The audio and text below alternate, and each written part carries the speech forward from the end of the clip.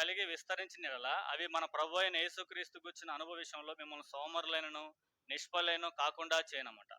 భౌతిక సంబంధంగా ఎలాగైతే సోమరితనం ఉందో, అలాగే ఆత్మ సంబంధంగా సోమరితనం అనేది ఉంది. ఏంటి ఆ సోమరితనం అంటే, అవి ఆ లక్షణాలు కలిగి ఉండకపోతే వాళ్ళు సోమరులుగా దేవుడు చెప్పాడన్నమాట. 5వ వచనంలో, "ఆ హేతువు చేత మీ మట్టుకు మీరు పూర్ణ జాగ్రత్త గలవారై, మీ విశ్వాసమునందు సద్గుణమును, సద్గుణమునందు జ్ఞానమును" అన్నమాట. అంటే ఈ లక్షణాలు ఎవరికైతే ఉండవో వారు సోమరులు. ఇప్పటిదాకా మనం భౌతిక సంబంధంగా సోమరితనం ఆలోచించాం. ఆత్మ సంబంధంగా ఆత్మీయ జీవితంలో మనం సోమరులుగా ఉన్నాము మనం పరిశీలించుకోవాల్సిన అవసరంతో ఉందన్నమాట. బాప్తిసం పొంది 10 ఏళ్ళు, 15 ఏళ్ళు, 5 ఏళ్ళు, 7 ఏళ్ళు, 3 ఏళ్ళు ఇలా గడిచిపోతుంటామాట.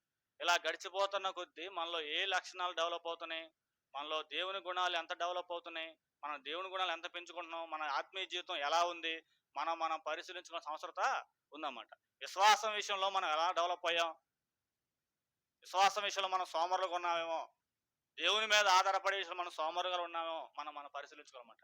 విశ్వాసం నందు సద్గుణము, సద్గుణం మనలో ఎంత డెవలప్ అయింది, ఎన్నేళ్ళు బాప్తిసం ఉంది, 6 ఏళ్ళు. ఎంత డెవలప్ అయింది మనలో సద్గుణం, సద్గుణం నందు జ్ఞానము, జ్ఞానంలో దేవుని వాక్యం నేర్చుకునే విషయంలో మనంత డెవలప్ అయ్యాం.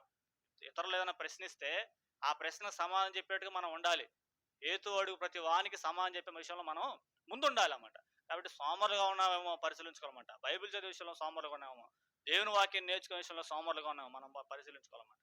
దేవునికి సోమర్థనం అనేది అసహ్యమైన కార్యం అన్నమాట. కాబట్టి విశ్వాసం సద్గుణమును, సద్గుణమునందు జ్ఞానమును, జ్ఞానమునందు ఆశా నిగ్రహము. 5 ఏళ్ళు, 6 ఏళ్ళు ఇంకా మోహపు చూపులు, ఇంకా లోకసమైన కోరికలు, ఆశయాన్ని నిగ్రహించుకోకపోవటం పరిశీలించుకోవాలన్నమాట. ఆశయాన్ని నిగ్రహించులో నువ్వు ఎంత డెవలప్ అయ్యావు, దేవుడికి మనం సోమరులు కనపడతామంట. 10 ఏళ్ళు అయింది బాప్తిసం ఉంది, ఇంకా మోహపు చూపులు, ఇంకా చెడు చూపులు, ఆశా నిగ్రహం లేకుండా జీవించటం. ఆశ ఆశ ఆశా నిగ్రహాన్ని కలిగి ఉండాలి మనం. ఆశలను నిగ్రహించుకోవాలి మనం. కాబట్టి ఆశా నిగ్రహము, ఆశా నిగ్రహం నందు సహనమును, సహనం విషయంలో యోబు గారి గురించి తెలుసు కదా, పనివారు ఒకే రోజు ఒంటెలు, పశువులు అన్నీ పోయినాయి. కానీ సహన విషయంలో ఎలా ఉన్నాడు. కాబట్టి సహనంలో మనం ఎంత డెవలప్ అవుతున్నాం మనం పరిశీలించుకోవాలన్నమాట. ఎన్నో సంవత్సరాల నుంచి వస్తున్నాం, ఎన్నో ఆదివారాలు కలిసినాం, ఎన్నో బైబిల్ క్లాసులో మా వాక్యం అంటున్నాం. మనలో ఎంత డెవలప్ అయింది దేవుని గుణాలు.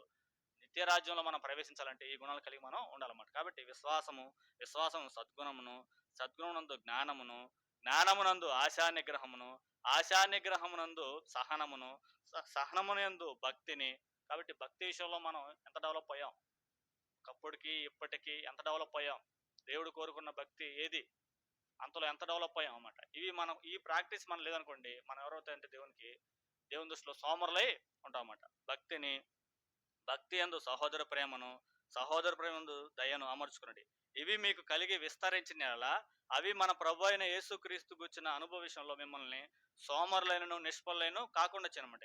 ఏ విస్తరిస్తే ఇక్కడ చెప్పాడు చూడండి, విశ్వాసము, సద్గుణమును, ఆశా నిగ్రహము, భక్తిని, ఇవి మనకు విస్తరిస్తే మనం సోమరులు కాకుండా చేయమాట. సోమరుడు ఏం చేస్తాడంటే ఇవి పట్టించుకోడమాట. ఏం చేస్తాడు సోమరుడు, ఏదో సామాన్యంగా వస్తాడు, 4 మాటలు కాసేపు ఉంటాడు, వాక్యం వింటాడు, వెళ్ళిపోతాడు. ఇక దేవుల్లో ఎదగాల్సిన విషయంలో ఎదగకుండా అంతే ఉంటాడన్నమాట. దేవునికి సోమరులు అంటే అసహ్యమైంది. కాబట్టి ఆత్మీయ విషయంలో, ఆత్మీయ జీవితం విషయంలో మనం సోమరులుగా ఉన్నామేమో మనం పరిశీలించుకోవాల్సిన అవసరత ఉందన్నమాట. కాబట్టి ఒకసారి మనం పరిశీలించుకుందాం, ఎంత డెవలప్ అయ్యాం మనలో, మన దేవుని గుణాలు ఎంత డెవలప్ అయినాయో. పరలోకం పోవడానికి ఈ లక్షణాలు మనకి అవసరం. కాబట్టి సంవత్సరాలు గడిచిపోతున్నాయి, మనం పరిశీలించుకోకపోతే మన ఆత్మీయ విషయంలో సోమరులుగా